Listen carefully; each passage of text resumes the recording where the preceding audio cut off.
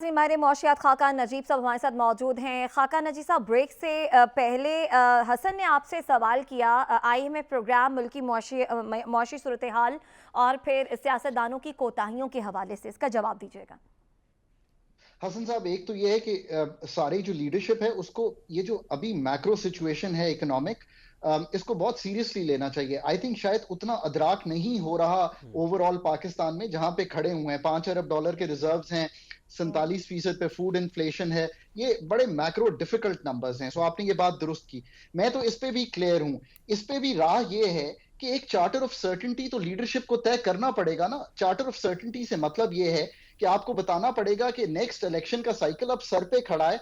वो क्या कॉन्स्टिट्यूशनली अक्टूबर में होने हैं, प्रोविंसेस के कब होने हैं, ये ही एक स्टेबिलिटी देगा सिस्टम में, जिसका सिग्नल IMF को भी जाएगा। और हसन भाई, याद रखिए कि इस वक्त फ्रेंडली कंट्रीज भी यही देख रहे हैं। सऊदी अरेबिया के $2 अरब रुके हुए हैं, मेरे ख्याल में वो भी यही देख रहा है कि नेक्स्ट पाथ क्या है पाकिस्तान का डेमोक्रेटिकली।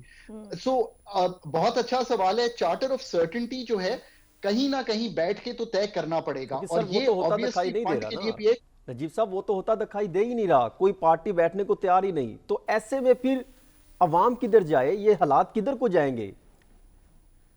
देखें, अवाम को तो इस वक्त मुझे आपको मिलकर एक प्ली करनी चाहिए सारी पॉलिटिकल पार्टी से कि आप प्लीज इकट्ठे बैठिए और एक सिर्फ लाए अमल तो तय कर लेना कि आपने इलेक्शन सिर्फ डेट तय कर लें कि कब करनी है। हर चीज को मैं जैसे कहता हूं जुडिशरी के पास ले जाने से भी मसले नहीं हल होंगे। ये पॉलिटिकल मसले हैं और इनको हल इसलिए जरूरी है कि इकोनॉमिक स्पेस खाकान साहब, ये बहुत कम है। बताइए कि अगर इसहाक डार साहब, ये जो 9th रिव्यू है, ये नवंबर में एक्सपेक्टेड था, नवंबर में होना था, और अभी मार्च में आकर भी वो चीज़ें मुकम्मल नहीं हो पाई, तो इसहाक डार साहब जो IMF को आंखें दिखाते रहे, IMF से मुतल्लिक जो उनकी स्टेटमेंट्स थी और उसके बाद जो हमने वादे कर रखे थे वो पूरे नहीं किए, उसने हमारी मईशत को और इस IMF प्रोग्राम को, इसके तसलसल को कितना नुकसान पहुंचाया?